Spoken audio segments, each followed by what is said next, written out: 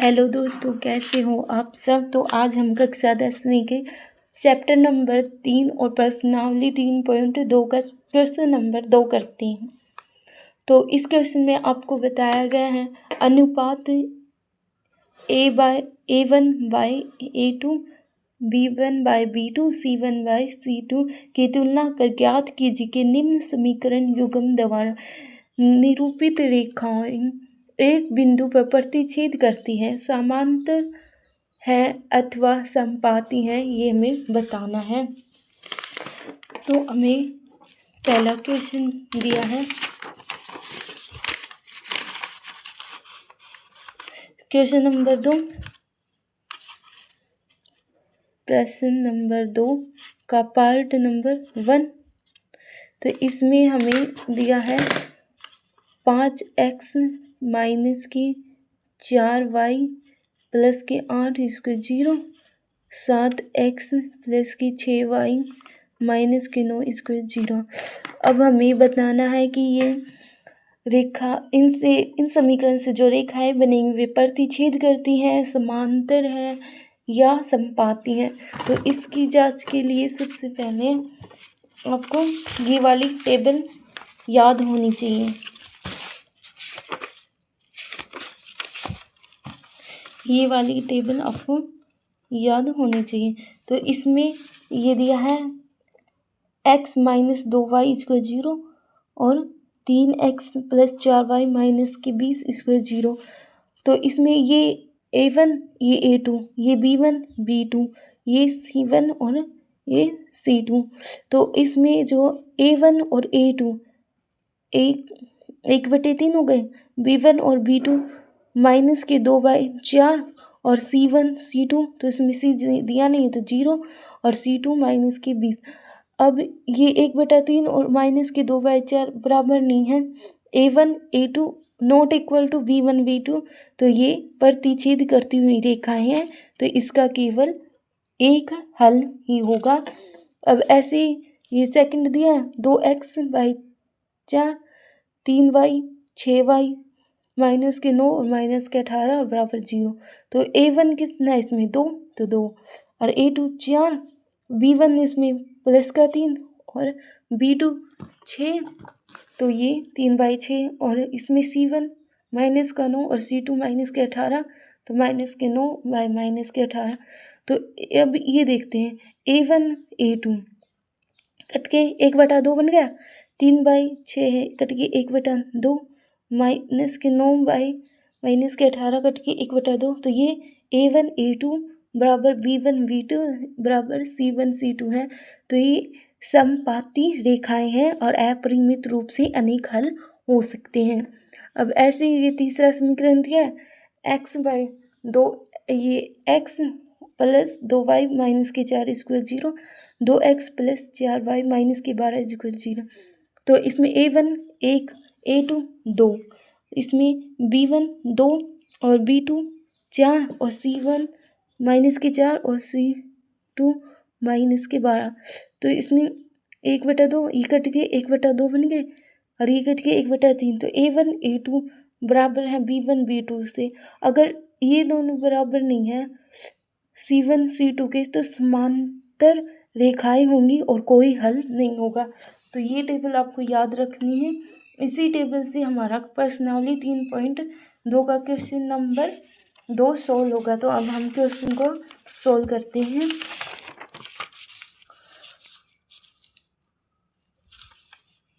Question हमें ये दिया गया, तो इसमें A1 A2 B1 B2 C1 और C2 रखते हैं। तो A1 क्या है आपके पास 5, तो 5 और A2 7, B1 आपके पास माइनस के 4 और प्लस के 6 और C1 प्लस के 8 और C2 माइनस के 9।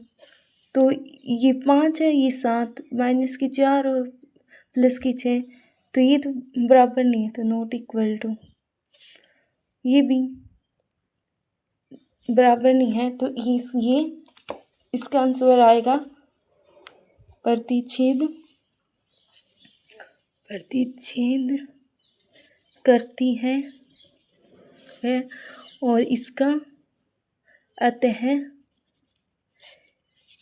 नॉट इक्वल टू, अतः इसका एक हल होगा। ये भी नॉट इक्वल टू होगा, ये भी नॉट इक्वल टू, अतः बिंदु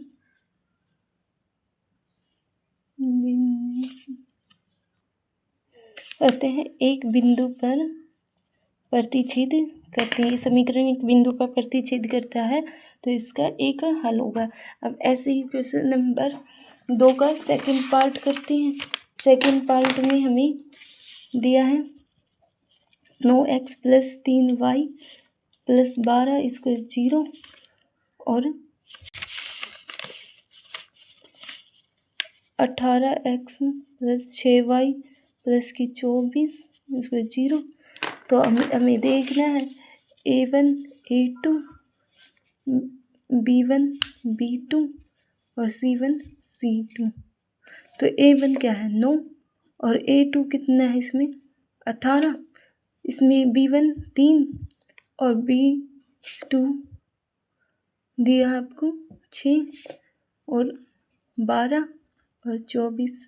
तो ये सारे बराबर हैं, काटेंगे 1/2 1/2 और 1/2। तो ये सब ही A1 A2 B1 B2 और C1 C2 ये सभी बराबर हैं। तो समीकरण युग्म उत्तर आ जाएगा समीकरण युग्म समपाती है, ये इसका आंसर आ जाएगा। अब ऐसे इसका पार्ट नंबर 3 करते हैं। पार्ट नंबर 3 में हमें दिया है 6x - 3y + 10 = 0, 2x - y + 9 = 0। ये हमें थर्ड पार्ट दिया है। इसमें भी हमें देखना है A1 A2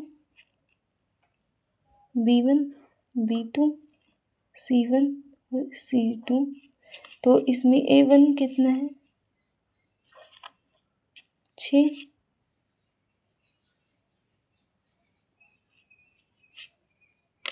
6 और ये 2 और B1 -3 और B2 -1, C1 कितना दिया हमें 10 और C2 9। तो ये 1 से 1/3, तो ये 3/1, ये 3/1 और ये 10/9। तो ये तो बराबर होंगे और ये नॉट इक्वल टू 0। तो ये भी बराबर, ये नॉट इक्वल टू 0, ये बराबर और ये नॉट इक्वल टू 0। तो दिए गए युग्म एक दूसरे के समांतर हैं, अतः दी गई रैखिक समीकरण युग्म एक दूसरे के समांतर हैं। तो ऐसे हमारा प्रश्न नंबर 2 का पार्ट हल हो गए हैं। ये देखिए एग्ज़ाम में अगर आई तो आपको ऐसे ही सॉल्व करना है। आपको ये क्लास कैसी लगी कमेंट में बताना। धन्यवाद।